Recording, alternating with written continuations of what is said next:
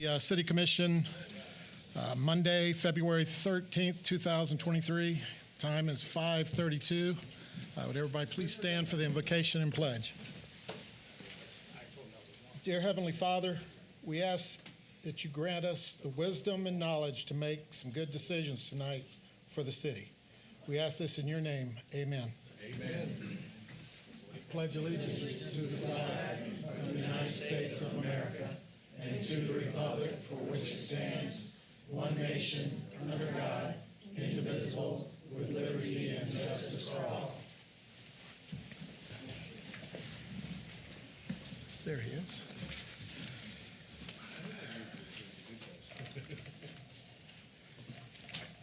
All righty. We have a proclamation tonight. Let me get that.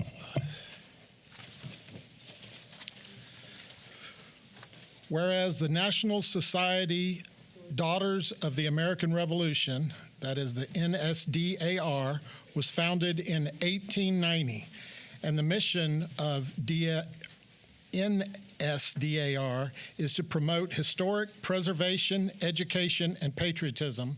And whereas the members of the Leesburg Mary Ellen Robertson chapter, NSDAR, have volunteered nearly 200 hours of service at the historic Moat Morris House since it was reopened on June 1st, 2021, following a devastating fire. And whereas since the grand reopening, 13 ladies from the Mary Ellen Robertson chapter in SDAR have attended training and served as docents, allowing the house to be open for tours on the second and fourth Saturday of each month, as well as during city-sponsored activities held on its grounds. And whereas in addition to providing tours, the members of the Mary Ellen Robertson chapter NSDAR have taken on the responsibility of cleaning the home as well as installing and removing holiday decorations for 2 Christmas seasons. And whereas the dedication of the members of the Mary Ellen Robertson chapter NSDAR to preserving the Moat Morris House and their enthusiasm for teaching our citizens about the significance this historic site plays in our city's heritage is deserving of recognition. Now, therefore, I, James A. Burry, Jr., Mayor of the City of Leesburg, Florida, do hereby proclaim the City of Leesburg's appreciation of the Mary Ellen Robertson chapter NSDAR for their efforts and commitment to the care and preservation of the Moat Morris House. Can we get a picture? You want to get a picture?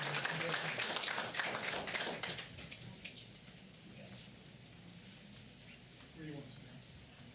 This will be good.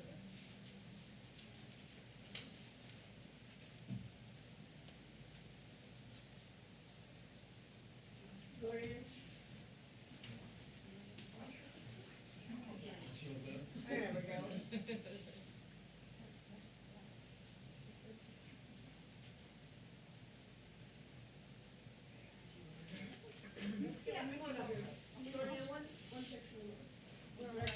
Right in here. You get right. All right. Thanks so much. Thank you. Thank you very much. Thank you. Thank you.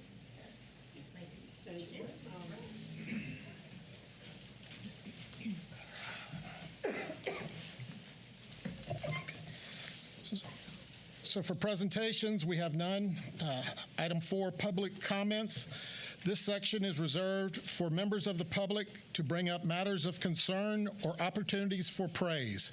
Issues brought up will not be discussed in detail at this meeting.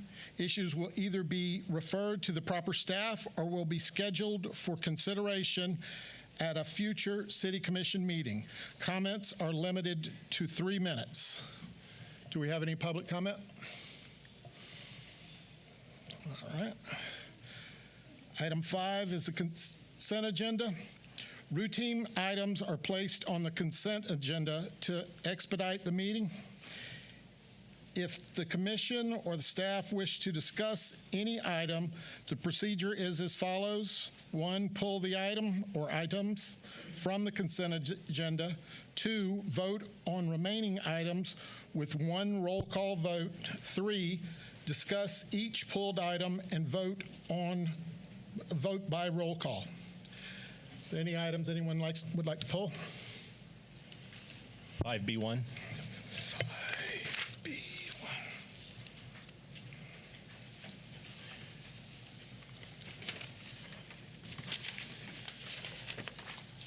Anything else?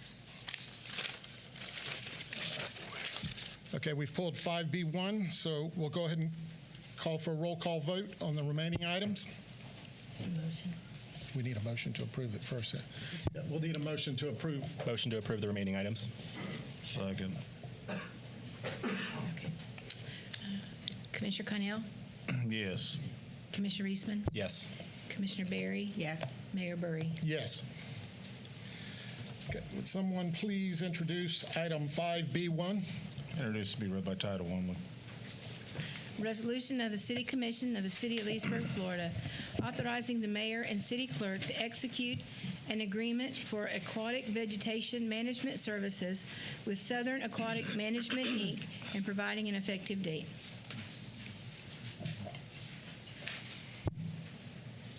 We need to move. I make a motion to approve it.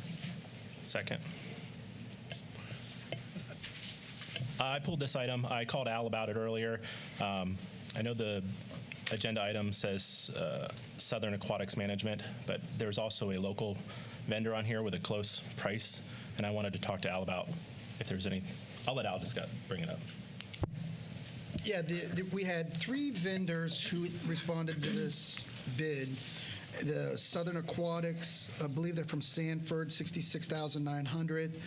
Management Inc., Professional Waterfront Management Inc., or Professional Waterfront Cleanup, I'm mixing them up, LLC, $73,140, and Biotech Consulting Inc. Professional Waterfront Cleanup is the local firm from Leesburg. So our policy on this is a 5% local vendor discount, if you will. So basically, that's if the local vendor is within 5% of low bid, they get their bid adjusted to reflect. You pay the higher amount, but if it's within 5%, you grant the local vendor. You deem them low based on that criteria. In this case, the local vendor is about 8% high, so they don't quite get the local vendor discount. So the discrepancy there is just a little. It's about $2,800 after the 500. So they're $2,800 high. So the interpretation of low bid, it would still be Southern Aquatics. In the contract, the selection is made in section ST-9, method of award, and it reads like this: to a single supplier in aggregate, period. Recommendation of award will be to the responsible supplier submitting the lowest responsive bid and holding the necessary licenses, certifications, and experience. Determination of low bid amount will be made using the total bid for the base bid amount only and will not consider additional contract items. So long story short there, I would leave it to how Grant would advise you on what that means legally. In the past, we have said that there's a little bit of wiggle room. I will say that I think staff has provided you with the correct recommendation as far as their opinions on low bid and what have you. If the commission as a body wishes to decipher that sentence differently than staff, I think that's certainly up to you. I would caution you a little bit about that. But if you want to take the discretion that the period is not after supplier submitting the lowest responsive bid, period, which would then, I think, unequivocally make the low bidder the low bidder. There is an and some other stuff in there. So if you venture off into that, okay. Now, understand the difference of interpretation. That doesn't necessarily mean it won't come without a bid protest, but I can understand where the commission could possibly want to go. And Grant, if you want to. Yeah, and just adding on to what Al said, the important thing is what Al went over in terms of the criteria that's in the bidding documents here. It specified some information, including experience, licenses, and things like that. So where you get into trouble with the bidding is if you create criteria arbitrarily that's not within the criteria that was advertised. So if you were to come up with some reason why you would want one bidder to get another one that can't be tied to any of the criteria within the bid documents, then that would be problematic.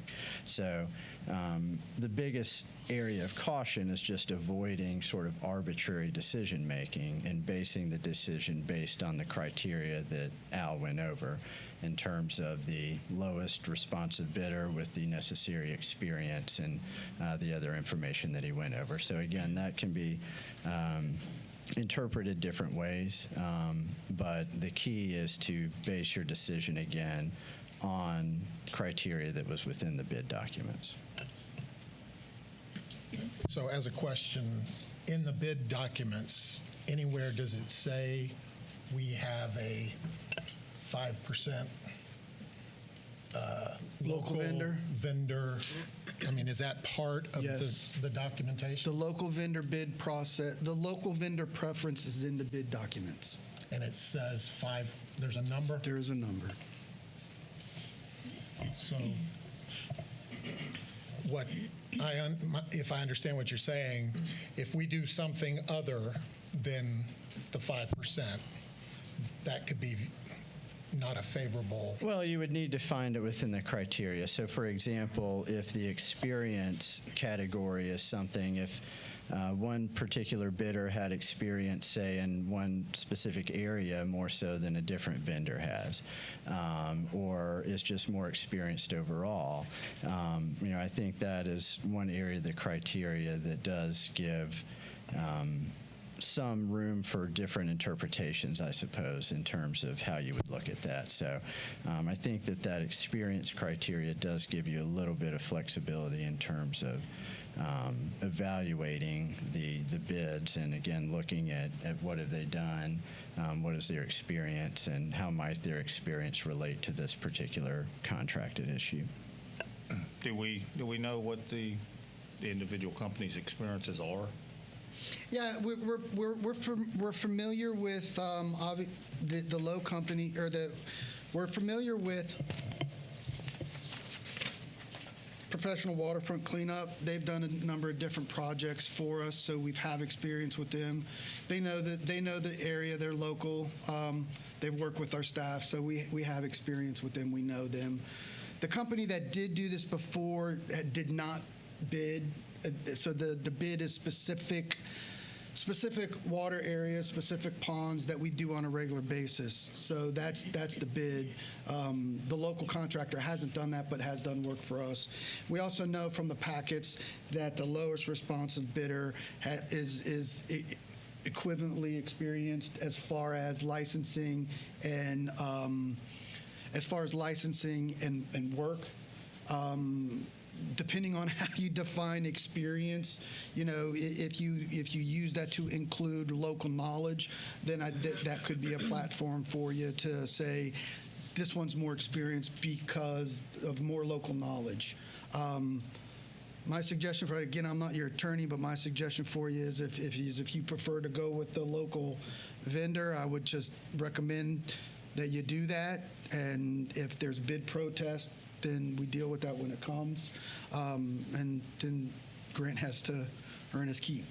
So, Fair enough. but and I'll also say, not going with the lowest bidder is something that we don't commonly do.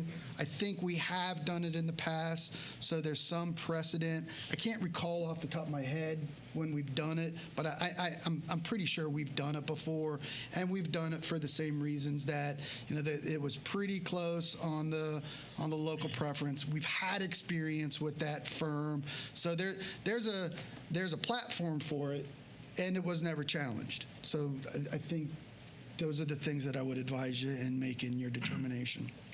The numbers in the agenda, I think it's 70 73 and 66. 73,140 and 66,900. Okay, so those numbers, as we're looking at them, doesn't include his 5% local. Correct. So you would take the 66.9 and put the 5% on it. So that number then would be 70,245. So they're about $3,000 difference. Correct. And the reason I ask is I have had several people over a couple years expressed interest that when we rebid this project, that we really look at a local vendor, because I guess the last vendor we had was out of Jacksonville, I believe, the one who didn't rebid it. And they just didn't feel like we were getting the service that they thought we should be getting because the company was 3 hours away from here. So, I mean, that's just my 2 cents on it. Yeah, I'm not going to dispute that just one way or another.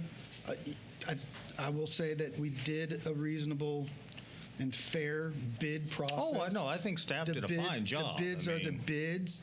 I think it's really up to this body if you want to take the next step, which is understandable. I understand where the commission's going, and if it's your all's legislative prerogative to go the next step for the local vendor based on an experience issue, then I'm going to tell you I think that's reasonable.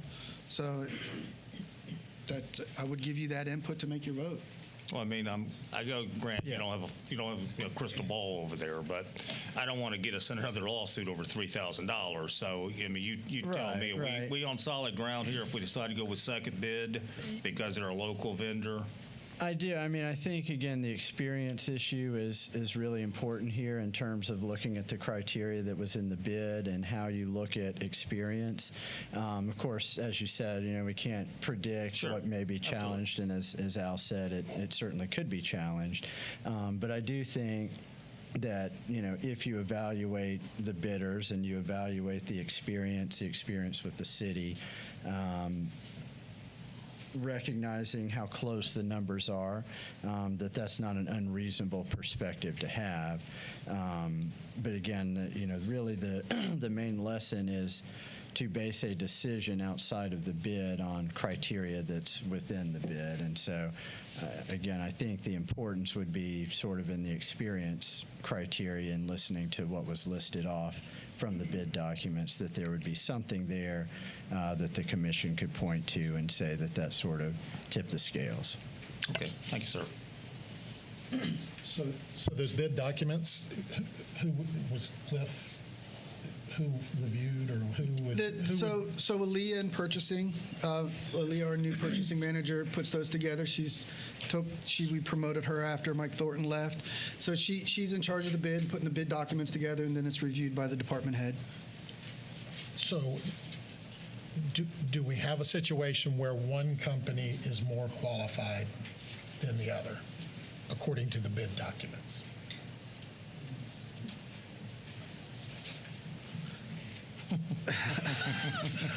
I think the answer is that it's up to. I think the staff did their job, and they interpreted the bids correctly and appropriately. I don't think the staff missed anything in their bid. If the commission wants to choose an experience level over that, then I think that's certainly your legislative prerogative. I don't think that could come without challenge. We have done it before, and if this body wants to make that choice, then that's up to you all. I don't think there's anything I can advise you other than that. Gotcha. I agree with that, yeah. I'd like to make a motion on 5B1 to choose Professional Waterfront Cleanup LLC. So you probably need to amend the original Do an amend? to make the award LLC. So amend the motion on the floor. Amend the motion on the floor to choose Professional Waterfront Cleanup LLC. And then vote on the amendment, and then vote on the motion. I'm sorry. Did you catch that? You need a second. We need a second. I'll second. Okay, discussion on the motion. Any more discussion? Roll call. Commissioner Reisman? Yes. Commissioner Barry? Yes. Commissioner Connell? Yes. Mayor Burry? No. Okay, now a motion.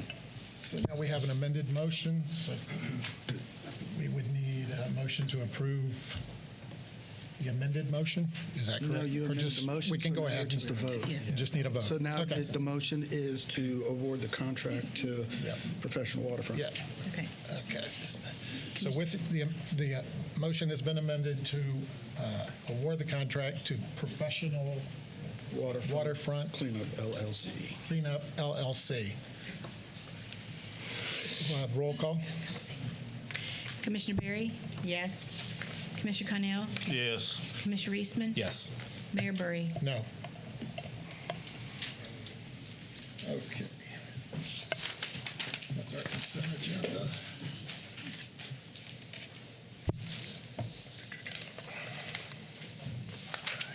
So now we're on 6, right? Yes, sir. Got to find the page. Here we go. 6A1. Okay. Public hearings and non-routine items.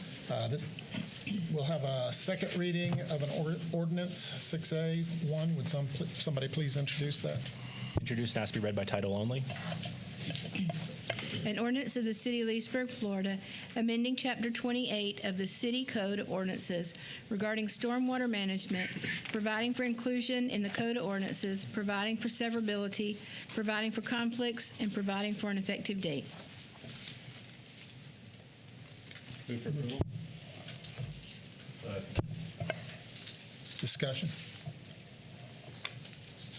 It's just, as far as the staff report, this is an ordinance that Public Works actually asked us to promulgate, and it essentially does things to amend our stormwater management ordinance to give us authority to work with contractors as they develop some of these subdivisions throughout the community, ensuring landscaping is done, and landscaping, silt fencing, mitigation practices, removal of trees and grubbing land, and it just allows us to gives your local staff a little more authority to ensure that stuff is done appropriately and works a little more harmoniously with the neighbors, whether they be incorporated or unincorporated neighbors. Any other comment? Public comment? Roll call. Commissioner Connell? Yes. Commissioner Reisman? Yes. Commissioner Barry? Yes. Mayor Burry? Yes. Okay, we'll move on to first readings. Would someone please introduce 6B1? And we'll do 2 and 3 all together. I would recommend it be read by title only. 6B1, an ordinance of the City of Leesburg, Florida, annexing certain real property consisting of approximately 34.7 plus minus acres and being generally located south of State Road 44 and west of Whitney Road, lying in Section 19, Township 19 South, Range 24 East, Lake County, Florida, providing that said property so annexed shall be liable for its proportionate share of the existing and future indebtedness of said city, providing that such annexed property shall be subject to all laws and ordinances of said city, as if all such territory had been a part of the City of Leesburg at the time of passage and approval of said laws and ordinances, providing that such annexed territory shall be placed in City Commission District 2 and providing an effective date. 6B2, an ordinance amending the future land use map of the comprehensive plan of the City of Leesburg, changing the future land use map designation of certain property containing 34.7 plus minus acres from Lake County Rural to City of Leesburg General Commercial for property generally located south of State Road 44 and west of Whitney Road, lying in Section 19, Township 19 South, Range 24 East, Lake County, Florida, and providing an effective date. 6B3, an ordinance of the City of Leesburg, Florida, changing the zoning on approximately 34.7 plus minus acres from Lake County A agricultural to City of Leesburg PUD planned unit development to allow for residential, medical, and commercial mixed-use development for a property generally located south of State Road 44 and west of Whitney Road, lying in Section 19, Township 19 South, Range 24 East, Lake County, Florida, and providing an effective date. Motion for approval. Yeah, it's first reading. Yeah. Dan, this doesn't go to the state. It's below 50 right now. That's right. Yeah, This is small scale. This does not go to state, so this will be back. We'll advertise for it, and this comes back to you on the 27th. No, sir. When does it come Only back? 30 days at least. That would be March 13th. Okay, so this will be back before you on the 13th for second reading and public hearing. So it lays over till then. Got that. Any questions from? Yeah, just Do you need? it's a multi-use. This is a multi-use PUD that's being presented. It's up there on 44, kind of across the street from Pembroke. We think it's a good development, a mixed use. It's commercial on the front, adult life facility in the middle, and apartments on the south side. I did have one question for Dan regarding the apartments and the size. If you could. Dan Miller, Planning and Zoning. So phase one of the project was going to be 280 apartments, and just curious on the size of those. We did not put specific sizes into the document, which is a standard that we should do. We do have previous developments that we have done that on, and we would be happy to do so on this one, since it won't come back until I think it was March 13, did you say, Ms. Andy? We can make that adjustment. I've mentioned that to the applicant, and they're willing to work with us and come up with some good numbers. Right, and those numbers. So this goes back to the what is it, lakes? Yeah, it was. I think it was Venetian. The lakes at Royal Palms. That's That what was down on at the south end of Lake So we Street just on make Venetian. sure that the PUD that we approve for them matches the PUD for this one. Got it. I think it was. Will do. Like 700, 850, and 1,000. Based on 1, 2, and 3 bedroom. I believe that is correct. Yes, Yes. sir. Right. We'll mimic those and bring it back. Thank you. And the architectural features and all that stuff. We'll mimic. Yeah, we'll that's mimic in there. everything. That, any other questions? All right, that'll lay over until you said March 13th. March 13th. Okay. Jimmy, I think you have public comment. Oh, sure. Yes, ma'am. Sure. I should say mayor. I'm sorry. Yeah, you're good. Nah.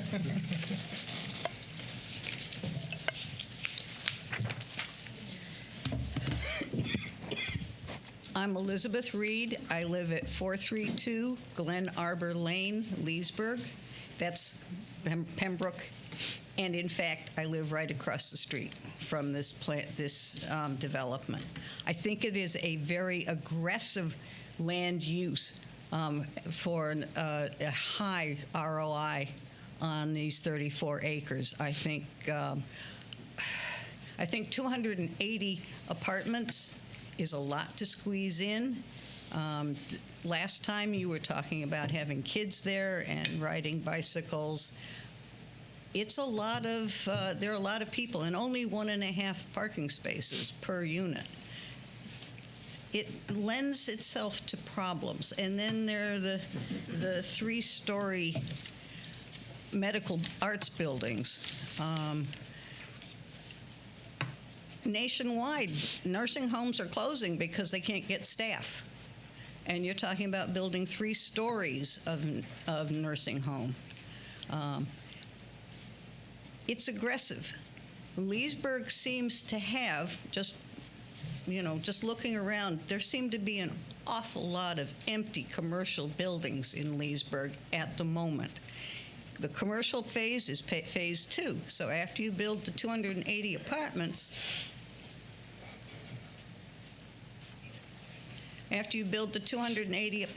then you're going to start building, they're going to start building the commercial.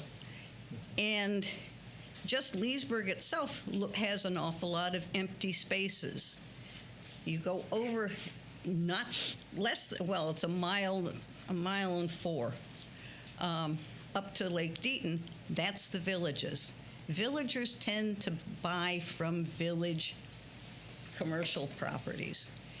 Lake Deaton hasn't filled out yet. Magnolia's coming. All of that Leesburg development for the villages is coming.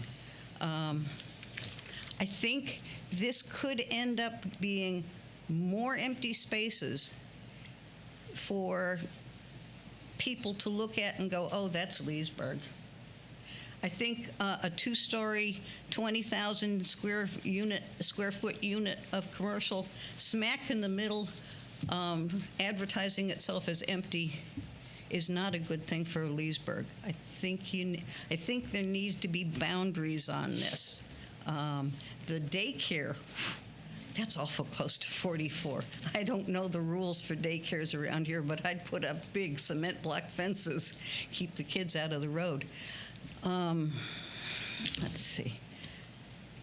And then, so I have problems with 44. Getting on and off, if you look at the pretty maps that Ryan presented last time, the access roads, particularly the one that is across from Countryside, I think that's going to be an accident waiting to happen.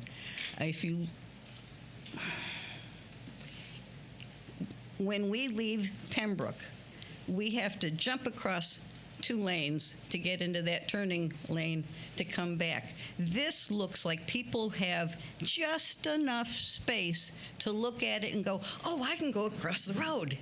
I don't have to go down to the turning lane that goes on to Whitney and come all the way back, 800 feet. I think you want to be very careful about that. And you also, at the same time, you also have to remember that there is a Dollar General just up the road, closer than Lake Deaton. Oh, thank you, Ryan. So this is the area I'm talking about right now. I think that's really dangerous. If you go up to Lake Deaton and look at their monument sign, you will see that it has been creamed already in its short life. A truck took it out. There have been any number of T-bone accidents that I'm aware of, and I'm just a little old lady. I think that this is a very dangerous spot. I think that having the Dollar General up here, people are going to back here, and they're 1.5 parking spaces, and they're out of Rice-A-Roni, they're out of chips, they're out of, the kids want something. They can't get up to Publix, but they can see, they know that that's there. So they're going to cross the street and try to pick up an Alabrandy so that they can walk. So they're going across, they're going to be willing to cross 4 lanes of Route 44 where the average speed is at least 60, if not higher. You got a problem going on here, and I think you guys, yeah, I know, it's posted less.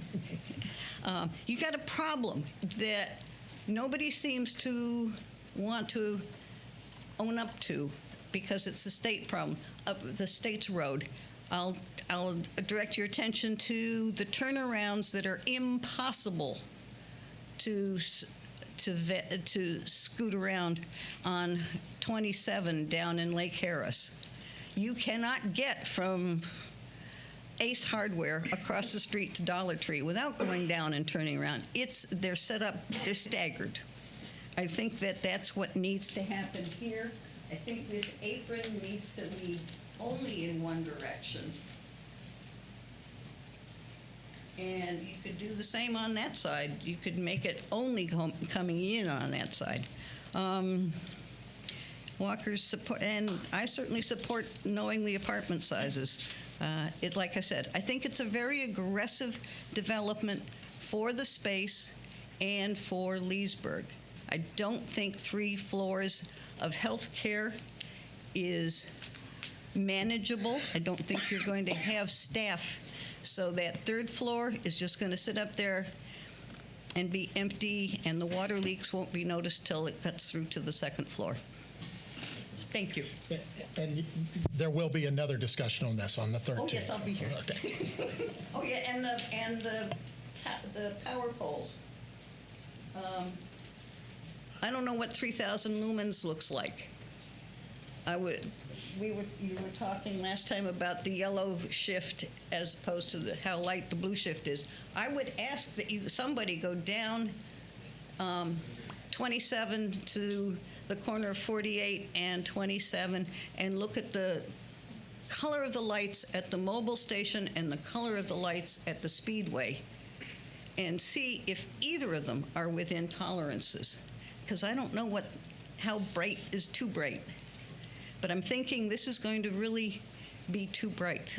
Well, I do think the project, Dan, did correct me, but we do have the dark sky lighting in effect Yeah, for but this if you program. run that 32 feet in the air because the building is three stories, dark sky is nothing.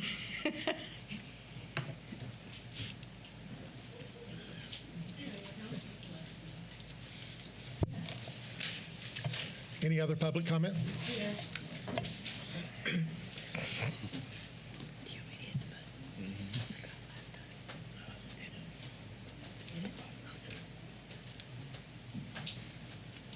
Barbara Chalupka, 1038 Forest Breeze Path, Leesburg, Pembroke Fairways. I agree with what Mrs. Reed said, and like to continue the thought of the 280 rental units, 3 different sizes. 280 units. You'd almost have to assume that there's going to be 2 working people in each unit. Each person needs a car. Where are they going to put them? I don't see any room for guest parking on top of that. And you have to assume there's going to be a fair amount of children there. Where are they going to play? What are they going to do? Walk the streets in that area? And I agree. It's 34 acres is nothing for everything that's proposed. That's just my thoughts. Thank you. Thank you. Any other public comment? Okay, as I said, this item will lay over till March 13th. So let's move on to items. Let's see.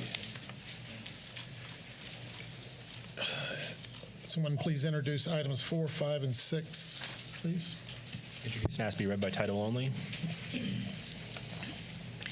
An ordinance of 6B4, an ordinance of the City of Leesburg, Florida, annexing certain real property consisting of approximately 11 plus minus acres, being generally located west of Haywood Worm Farm Road and north of Rogers Industrial Park Road, lying in Section 14, Township 20 South, Range 24 East, Lake County, Florida, providing that said property so annexed shall be liable for its proportionate share of the existing and future indebtedness of said city, provided that such annexed property shall be subject to all laws and ordinances of said city, as if all such territory had been a part of the City of Leesburg at the time of passage and approval of said laws and ordinances, providing that such annexed territory shall be placed in City Commission District 3, and providing an effective date.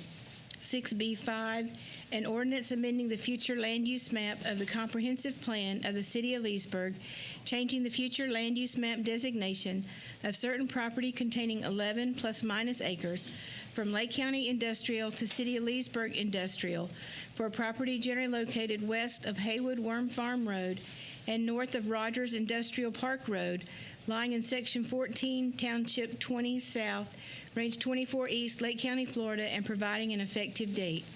6B6, an ordinance of the City of Leesburg, Florida, changing the zoning on approximately 11 plus minus acres from Lake County HM Heavy Industrial to City of Leesburg M1 Industrial to allow for a self-enclosed self-storage facility with outdoor covered RV and/or boat storage for property generally located west of Haywood Worm Farm Road and north of Rogers Industrial Park Road, lying in Section 14, Township 20 South, Range 24 East, Lake County, Florida, and providing an effective date.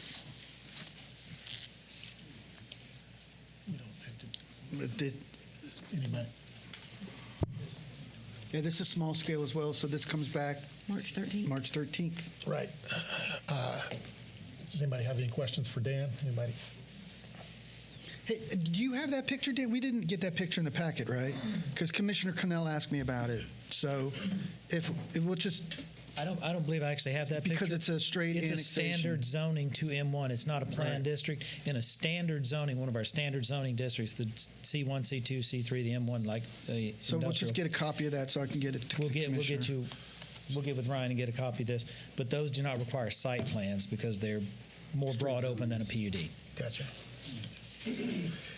And this property is directly south of the Haywood Worm Farm Road.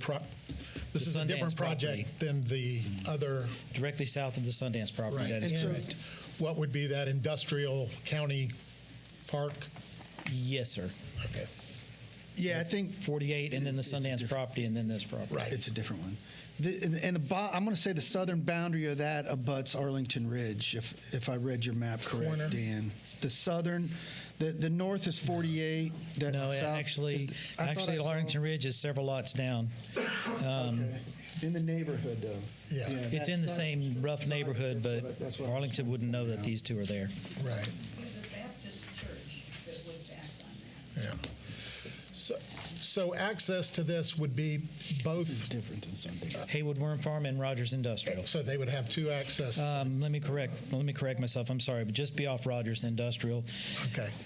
where the access points would be to the specific property. They could go out Rogers Industrial, coming out, going left or right to hit either Haywood Worm Farm or 33. Gotcha. Good. Any other questions for Dan? Public comment? All right, this item will lay over until the 13th again. Be back again. Will someone please introduce item 7? Introduced, be read by title only. An ordinance of the City of Leesburg, Florida, changing the zoning on approximately 4.87 plus minus acres from City of Leesburg SPUD Small Planned Unit Development to City of Leesburg SPUD Small Planned Unit Development to allow residential development for property generally located south of West Line Street and east of Lee Street, lying in Section 26, Township 19 South, Range 24 East, Lake County, Florida, and providing an effective date.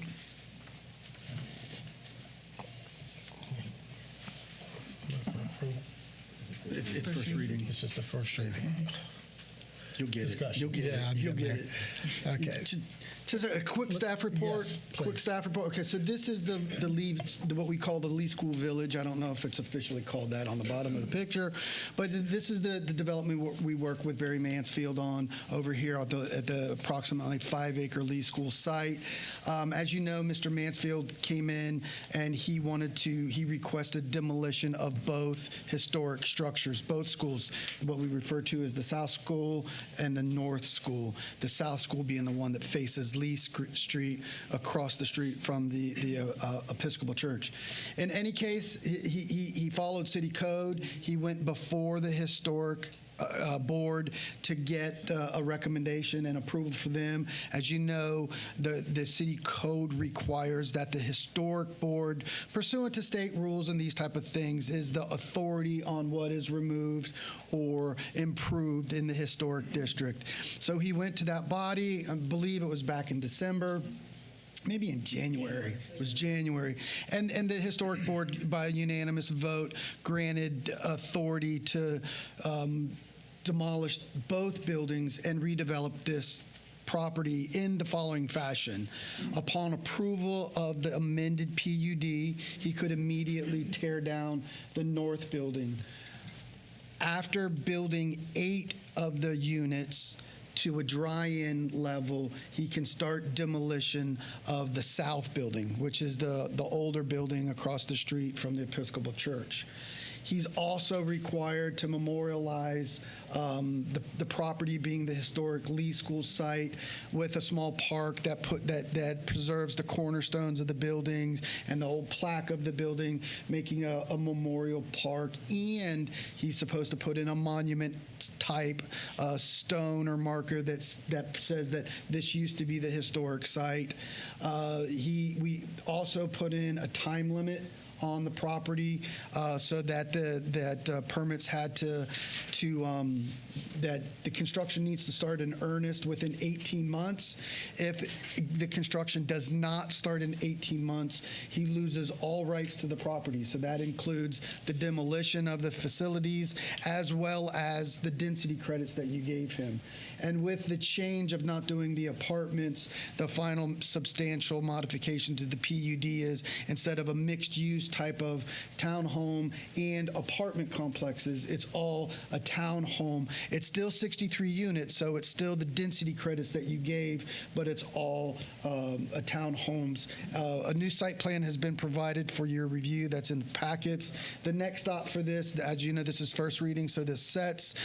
We go to the P&Z, and then Andy, will this come before on the 28th, or do you need 30 days for the advertising? No, sir, it'd go to the 27th. This can come, that's because you already did the ad or whatever. So this goes to the P&Z on Thursday for their recommendation, and then back to this body P&Z on the 23rd, and back to this body on the 27th. So P&Z the 23rd, second reading and final reading on this body the 27th, and then hopefully Mr. Mansfield is off to the races and builds the development. Any other questions from Commission? Public comment?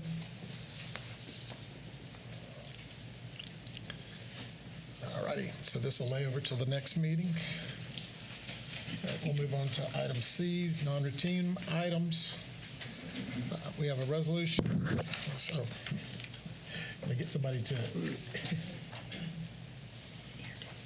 do we Read the resolution. Resolution is the appointment for. Yeah. Yeah. So the next item is a resolution which appoints Dustin Levine to the Lake County Cultural Alliance.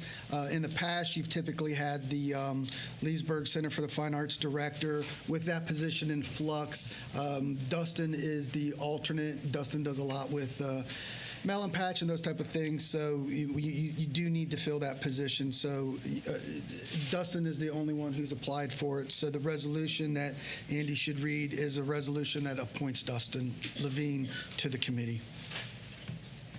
So do we need a motion to? You need to read the resolution. Just read the Introduce it. resolution. Okay. Introduce it. Yeah. Yeah, needs to be introduced. Introduce 6C1, read by title only. There you go.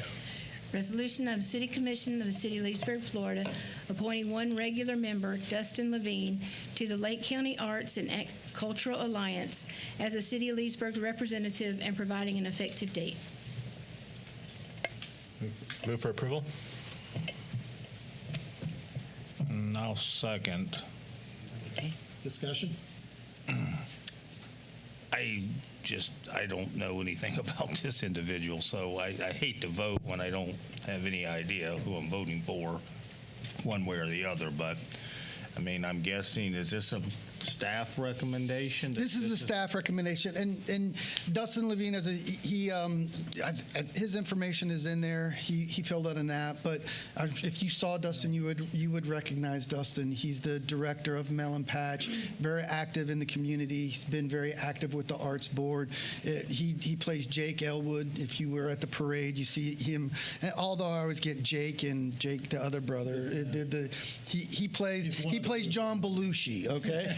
As if that describes Dustin any better. But he's a good appointment, very active in community. He works for Bill Mathias, and he's the right appointment for the Arts Alliance. Okay. Any other comment? Roll call? Commissioner Eastman? Yes. Commissioner Barry? Yes. Commissioner Connell? Yes. Mayor Burry? Yes. Someone please introduce 6C2. Introduce 6C2 to be read by title only. And this one, it was listed in there as a 2-year term. It's a 4-year term. I missed the ordinance from 2022, but I'll read it correctly. Resolution of the City Commission of the City of Leesburg, Florida, appointing one member to the Leesburg Police Officers Retirement Pension Board of Trustees for a 4-year term set to expire December 31st, 2026, and providing an effective date. Move for approval. Well, you got to. Oh. I'm sorry. On this one, there's two choices that were in your packets. Again, the applicants provided their resumes for your selection. And the Police Pension Board, remember, is the board that manages the police pension fund. So all certified police officers who work for the city of Leesburg, who get the police pension, this board manages that fund. So they review the actuarial report, they make recommendations on management of the pension fund, so on and so forth. There's 5 members on that board, again, that serve for 4-year terms, and they're appointed in a special manner. The members of the pension fund appoint 2 board members. The city commission appoints 2 board members, and the City Commission and the Pension Board jointly appoint the 5th member. We've had a resignation which opens up the City Commission's 2nd appointment. You have 2 people who've applied for this, James Reed and Tom Brown. Now, typically, I don't say to give you a recommendation. I let you guys weave through the applications, but we need to get our advisory boards filled to a certain degree. And Mr. James Reed is very willing, apparently, to serve on a couple of different advisory boards. But as we get further down the agenda, Mr. Reed is the only one who filed an application to serve on the downtown CRA board. And of the ones who filed a application to serve on that board, he's actually the only one qualified to serve on that board. So I digress a little bit, but it's an important delineation because the downtown CRA has 7 members. Those members are the city commissioners, make up 5, and then 2 citizen board members. The downtown CRA further delineates who the 2 citizen members needs to be. 1 member has to live or be in business on the east side of Canal Street, and 1 member has to be in business or serve on the west side of Canal Street. This vacancy is actually, you're filling it for Commissioner Reisman, who was representing, because he is a chamber board member, he represented it as the chamber, which qualified him as the west side member. So of the applications you had on file, Mr. Reed lives on Herndon Street, I believe, which is within the district. Okay, so that's the next item. This item is, but if you appoint Mr. Reed to the police pension fund, that will not qualify him to be on the CRA because you can only be on 1 board member. So that's why I brought all this up. So that leaves Mr. Brown. So I would recommend that you put Mr. Brown on the police pension fund. His resume is in there. He's a qualified individual. He lives in town, has some experience in it. So our recommendation is Mr. Brown. Yeah, just reading he's the past finance chair, board member, treasurer of Legacy, so he has familiarity with, with what he'd be doing. So do we need a motion? Yeah, so the motion for Mr. Brown, and then that goes into the resolution. Yeah, so we'd like a motion to... A motion to approve Mr. Brown to the Police Pension Board. Second. Discussion. Roll call on that motion. Sorry. Commissioner Berry? Yes. Commissioner Connell? Yes. Commissioner Reisman? Yes. Mayor Burry? Yes. So now we can move on. Would someone please, let's see, introduce, that'll be C3? Introduced and be asked to be read by title only, 6C3. Resolution of the City Commission of the City of Leesburg, Florida, appointing 1 member to the Greater Leesburg Community Redevelopment Agency to fill a vacant remaining 4-year term set to expire December 31st, 2023, and providing an effective date. Move for approval for Mr. James Reed. I second. Oh. Any discussion? Roll call. Commissioner Connell? Yes. Commissioner Reisman? Yes. Commissioner Berry? Yes. Mayor Burry? Yes. Would someone please introduce 6C4? Introduce 6C4 to be read by title only. Resolution of the City Commission of the City of Leesburg, Florida, appointing one regular member to the Leesburg Planning Commission to fill a vacant remaining 3-year term set to expire December 31st, 2024, and providing an effective date. So on this one, I believe one of these members, Dan, one of these members is an alternate member. Is that correct? Nate Sanders. It's Nate Sanders. That's correct. It's So, Mr. Nate so ostensibly, so you're filling one position on this. So if you, for example, if you would appoint Nate Sanders to the position, you would then need to fill the alternate position.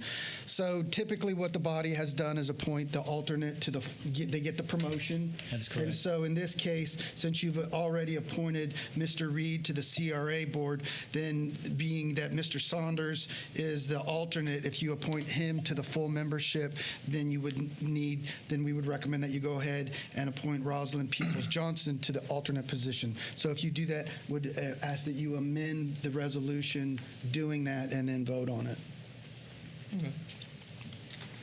I recommend amending the resolution to make Nate Sanders the member of the Planning and Zoning or Commission, And Ms. Peoples Johnson, and alternate. Peoples as the alternate to the board. I second. Discussion? Roll call. Commissioner Eastman? Yes. Commissioner Berry? Yes. Commissioner Connell? Yes. Mayor Burry? Yes. You're doing good. Technically, you got to vote on that again. That was an amendment. One more vote. One more I vote. didn't have the, okay. So you just need, you need a motion and a second now on the vote. Okay. That was, Commissioner Cannell amended the motion on the floor. Okay. Gotcha. So can we get A motion and a motion to approve the amended motion? Motion to approve the amended motion. Amended motion? And second? And a second? Right. Second. Okay. Roll call. Commissioner Berry? Yes. Commissioner Connell? Yes. Commissioner Eastman? Yes. Mayor Burry? Yes. Okay. Item 7 is informational reports. 7A is financial reports as of December 22. Does anybody have any questions of Al? Nothing there. Item 8, city attorney items. No items this evening, Mr. Mayor. Thank you, sir. Number 9 would be city manager items. Just to recognize the HR department every year works pretty hard to put together the career fair. So that is coming up again on the 28th of this month from 3 to 7 at the Venetian Center. Excellent. Roll call. Commissioner Berry? Yes. Commissioner Connell? Yes, I have several. I learned today, I've been wondering why when I drive down Dixie in the morning, I see Pat Thomas wide open, the stadium itself, and I just figured people were in there working. I didn't realize that we were opening up Pat Thomas for public restroom facilities to accommodate the boat ramp and the marina. Since we're doing the renovations to the marina, I think basically building the new administration building down there, I'd like to change the scope of that a little bit to add some public restrooms so we don't have to use Pat Thomas as public restrooms. I think that facility should just be used when it's being used. And I have spoke to Al about this. I mean, we don't have a cost estimate by no means, but since we're already building a building, I don't see it could be tremendously more expensive to add a couple public restrooms onto a building we're going to be building anyway. Do you want me to add our discussion in here? Yeah, go ahead. Okay, so several years ago, the commission sought to put a restroom at the boat ramp. So it's not the Ski Beach boat ramp, but the older boat, we'll call it the Venetian Gardens boat ramp.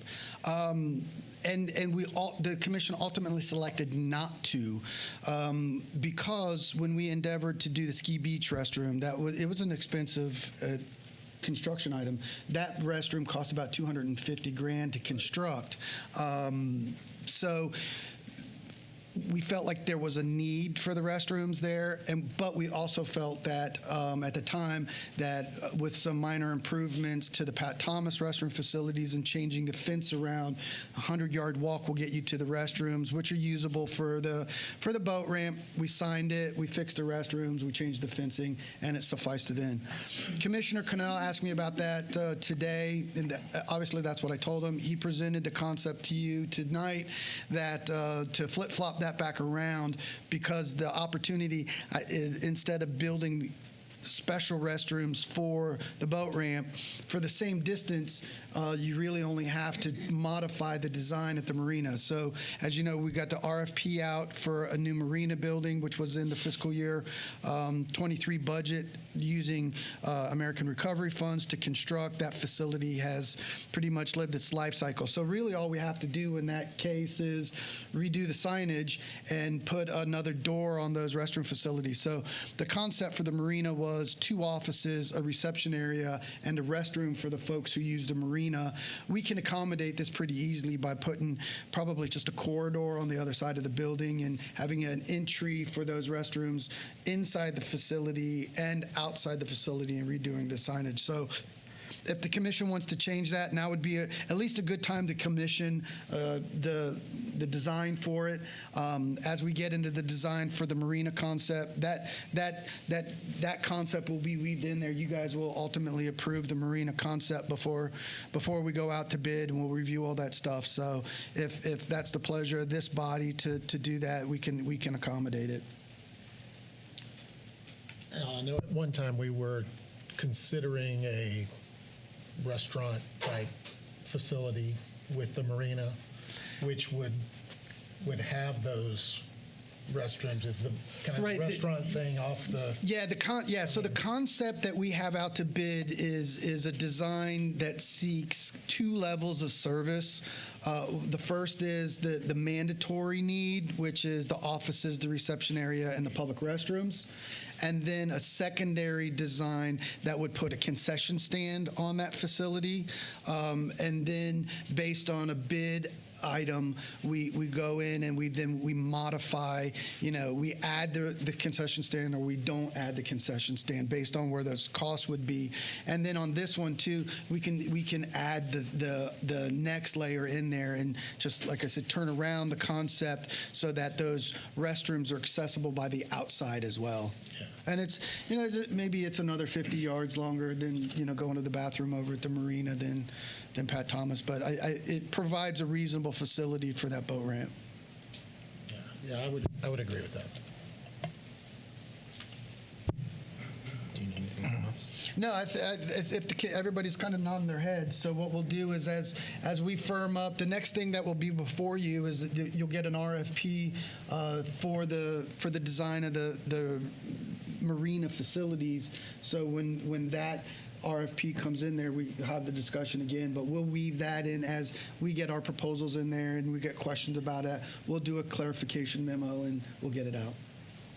Okay, so we will get the RFP to include the public restrooms. The RFP is already out, but we'll send out an amendment. Okay. All right.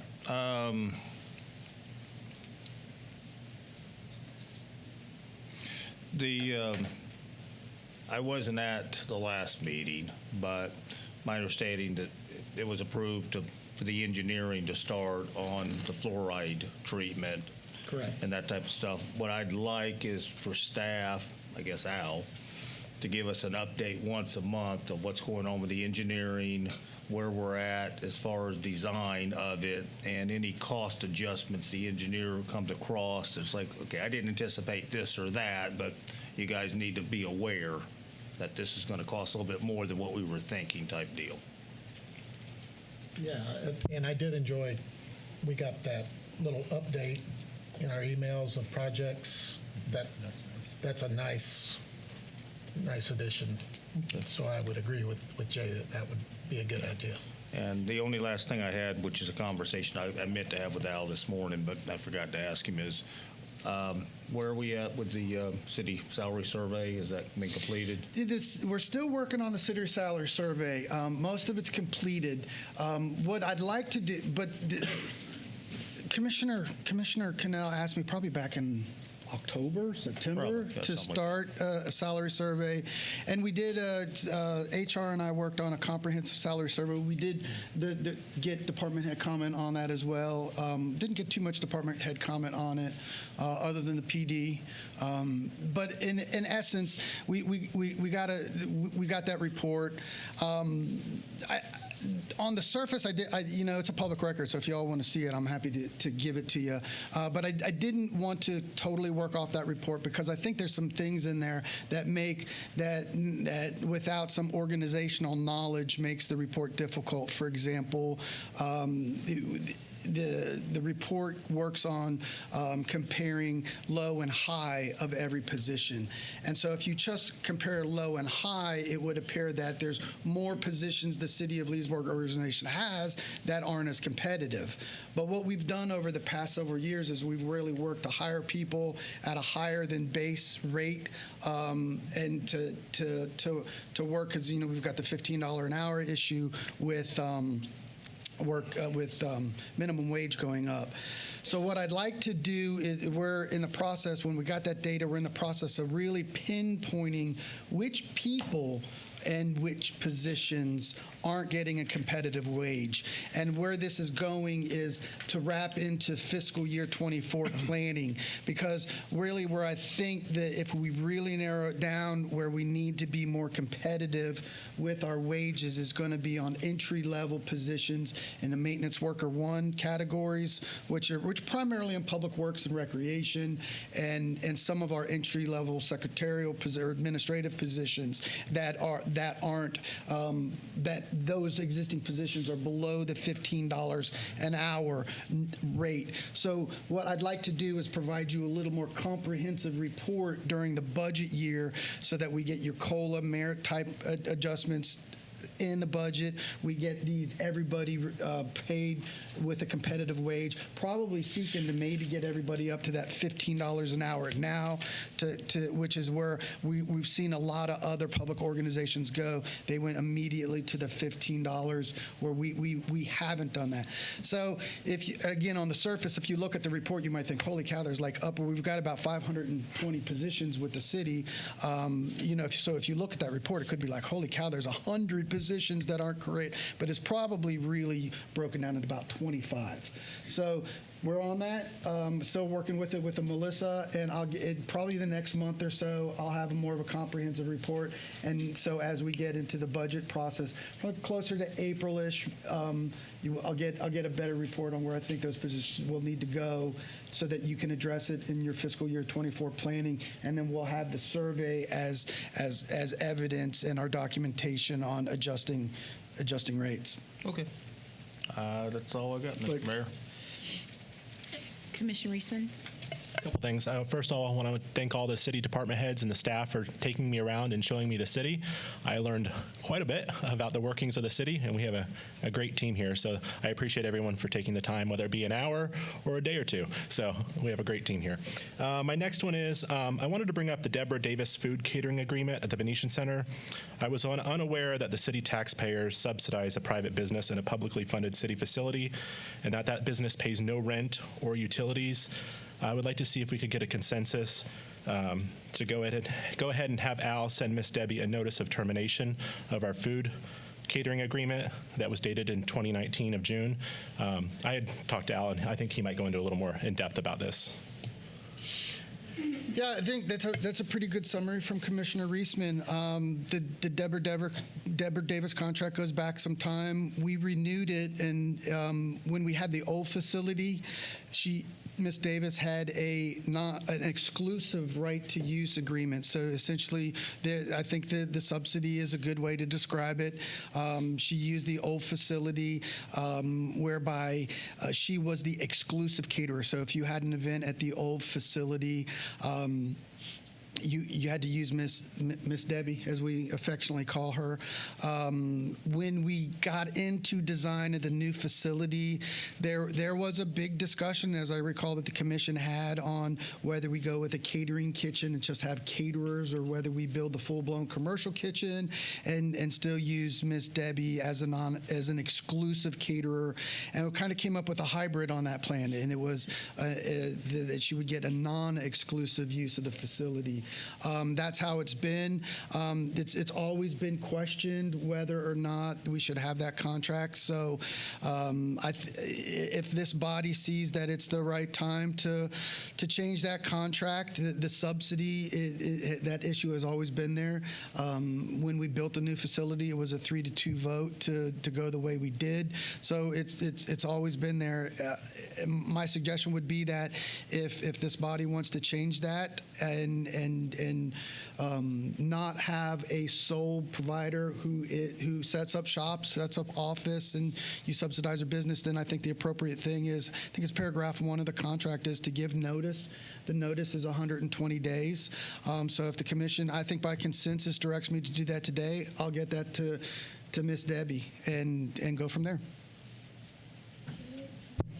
I have a question. When does her contract end? When was the ending date? No, the non-exclusive contract that she currently has that we issued in 2019 is a rolling contract. So it does not terminate until either party gives the 120 days notice.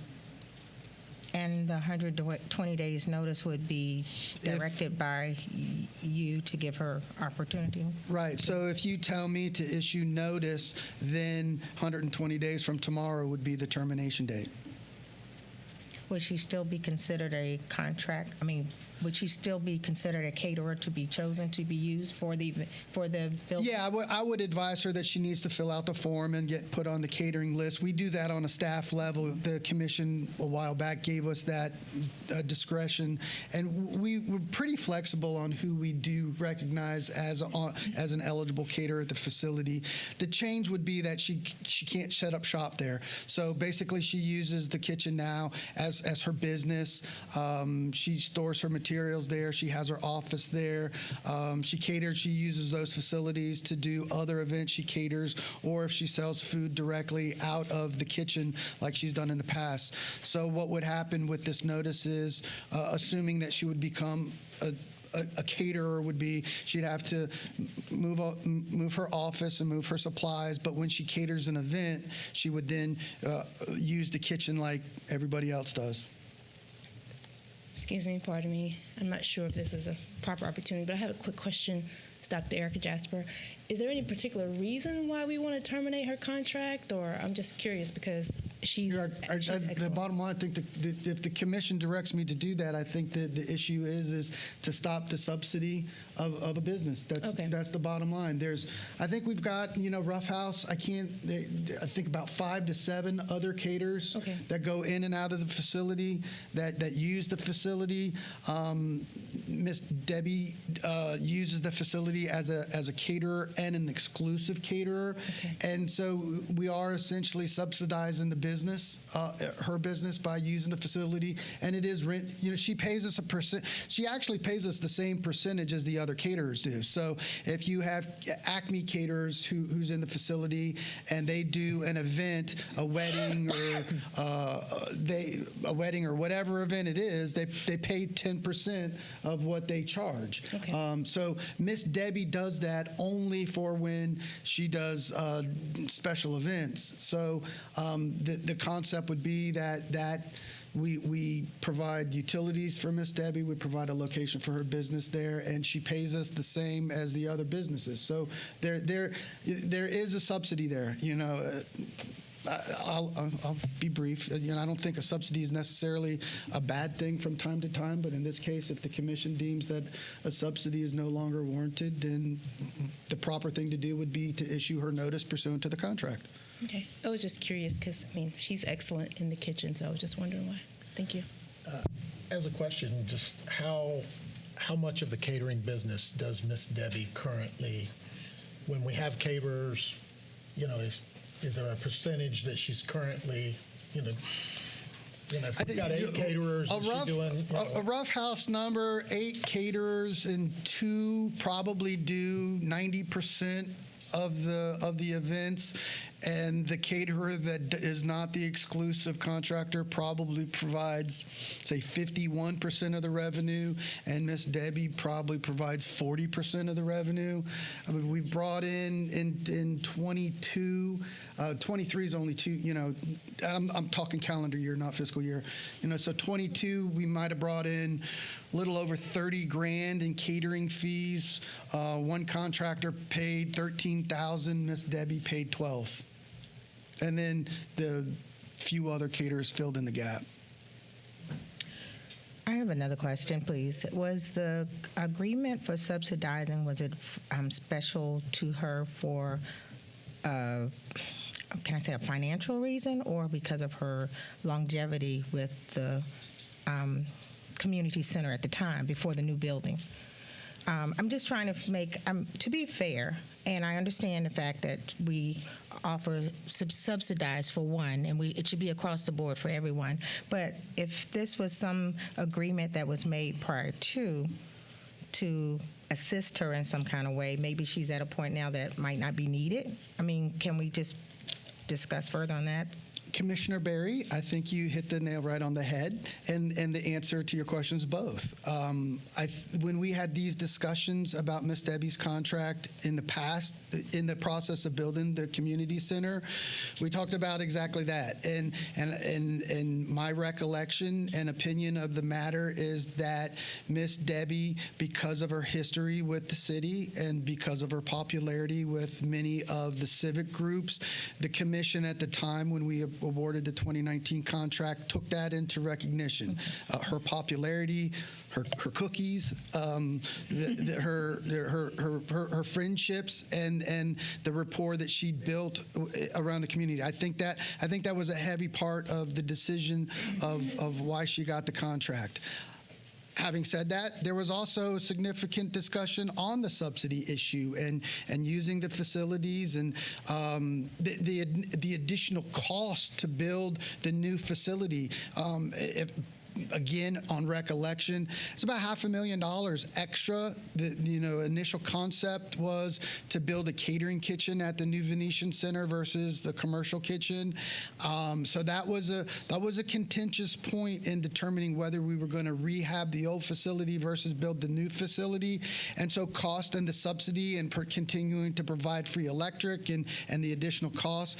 But I would say because of the history that Miss Debbie had, she got the magic number 3, and she got the existing contract. So, I mean, I'll leave it to your determination on how you would think. I think my suggestion would be that if the commission does want to entertain this concept, I think there's probably some professional decorum we should add in here, and I think the way that Commissioner Reisman has posed it by providing, and there was also some talk by Miss Debbie about retirement, and I haven't had those discussions with Miss Debbie, but I think a reasonable way to do this, and I think it's fair to say it now publicly, is if there's the consensus that this should change, then you should direct me to issue her the notice on your behalf, and if Miss Debbie has issue with that, then I will encourage Miss Debbie to come before this body and speak with you to rescind your consensus. So your consensus tonight gives me the write the letter direction, and if Miss Debbie has issue with that, you can expect that she'll be before you publicly, and you can have that public discussion now.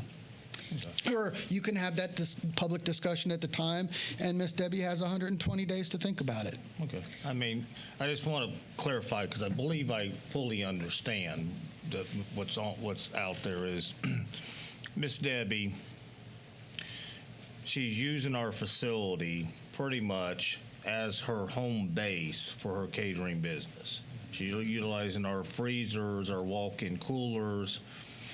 The other caterers, when they use that kitchen, they're bringing in the material they need to cater that event, and then they're taking everything with them.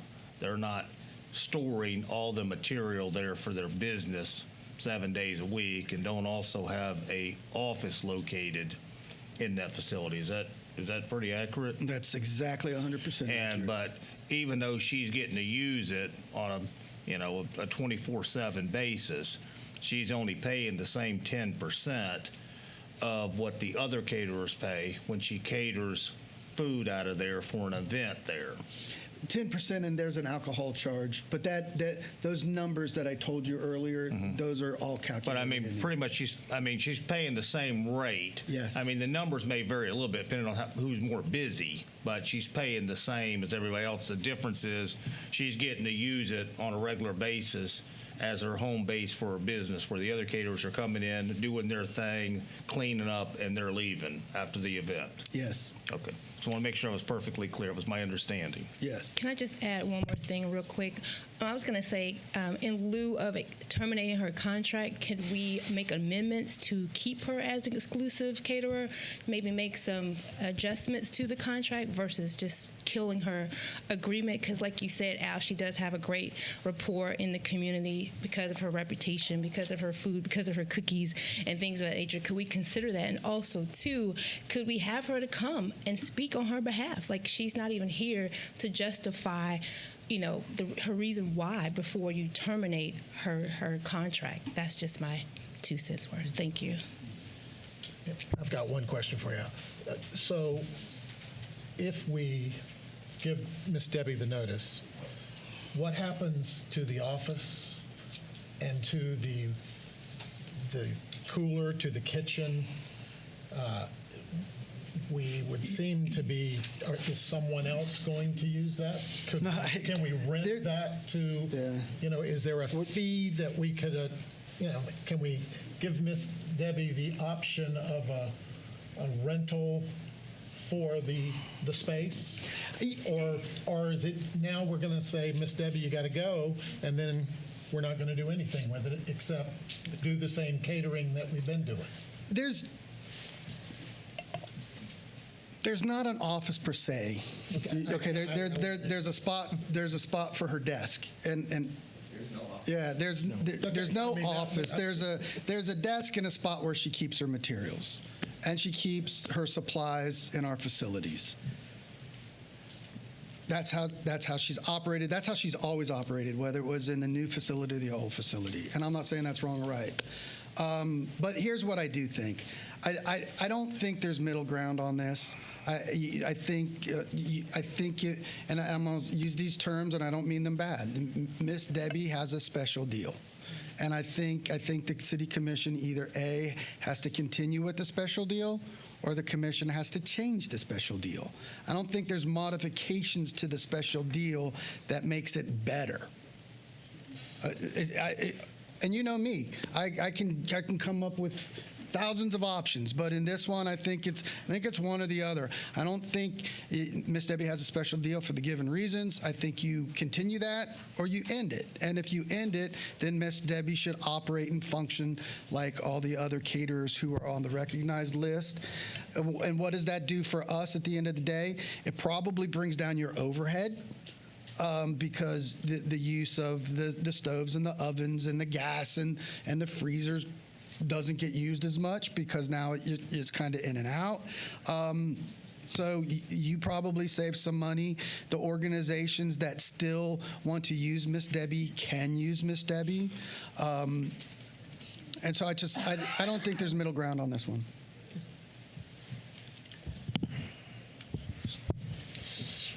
Go ahead, Al. Miss Debbie can still use the facility. It's not fair to the taxpayers to be subsidizing a private business. No one subsidizes my private business or the pump business I work for. She can still come and cater just like every other caterer there. When she comes in, she can still use the freezer, the refrigerator, every tool we have in there, just like every other caterer. Yes, ma'am. How long has Miss Debbie been using the facilities, whether they're old or these new ones? Mid-'80s? So it's long. It's been quite a while. Mid-'80s. Okay. Mid-'80s. So she's been around longer than some of you people have been here. So originally, why did you grant her free storage? There must be a reason. Yeah, I think that's been asked and answered. Miss Debbie has had a historic contract with the city. She received that contract in 2019 by a different city commission. And this commission, through Miss Commissioner Reisman, has asked to modify that agreement. So this body has the prerogative to change the No, I deal. understand that. But if she's been around for 20 years, 20 years ago, she had an agreement with you guys, correct? That is correct. Okay. Did you give her this special consideration 20 years ago because she did some great deed for the city, some great works for the city? I mean, you know, what was behind that? Again, Miss Debbie had an exclusive contract at the old community center up until about 2018. Then there was about a year of construction where Miss Debbie didn't operate. And when the new facility opened in 2019, she got a non-exclusive agreement. The agreement allows for termination by either party with 120 days notice. This commission did not do the original agreement with Debbie in the early 80s, and this commission did not do the non-exclusive agreement in 2019. This commission has the right to execute a termination clause, as Commissioner Reisman asked earlier.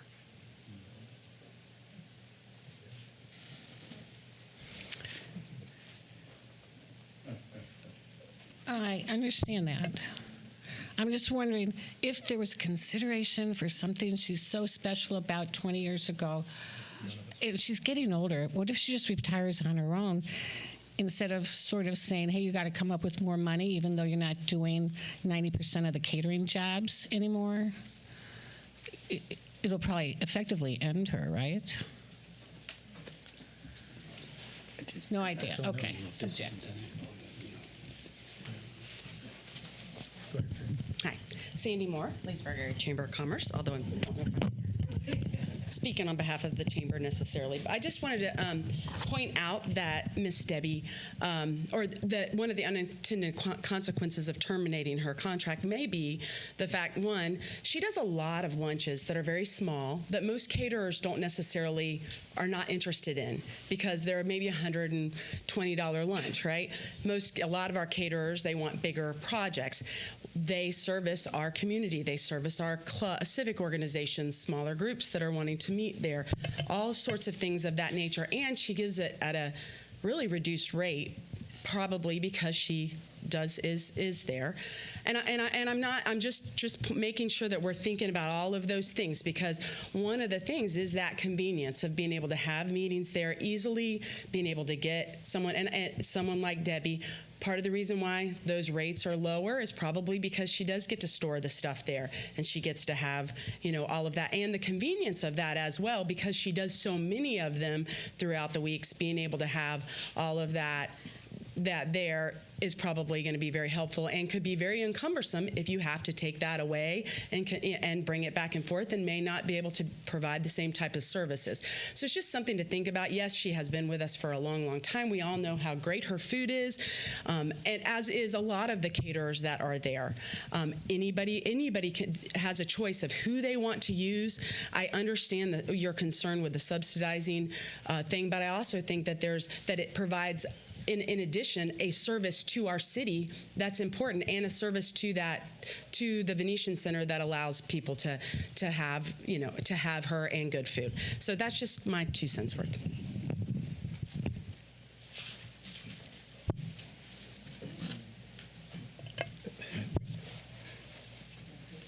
So, my opinion, when we talk about subsidizing, we gave a contract earlier tonight to someone who had a higher bid.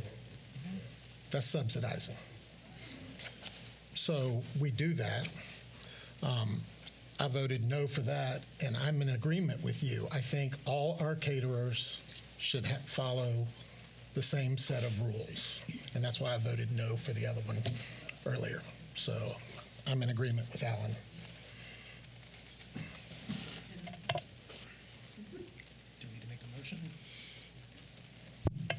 Look, I don't think you do need to make a motion. You know, this was a consensus item. If I'm counting votes, I think I have my direction, which is to issue the notice to Ms. Debbie. So I'll issue that notice. I will speak with Ms. Debbie. And if, you know, Ms. Debbie has questions about how to address that notice, I'll advise her that she needs to come before the body. We will agendize it, and that in fact would give her her opportunity to come back to you and ask you to rescind notice. So it's 120 days that the process is.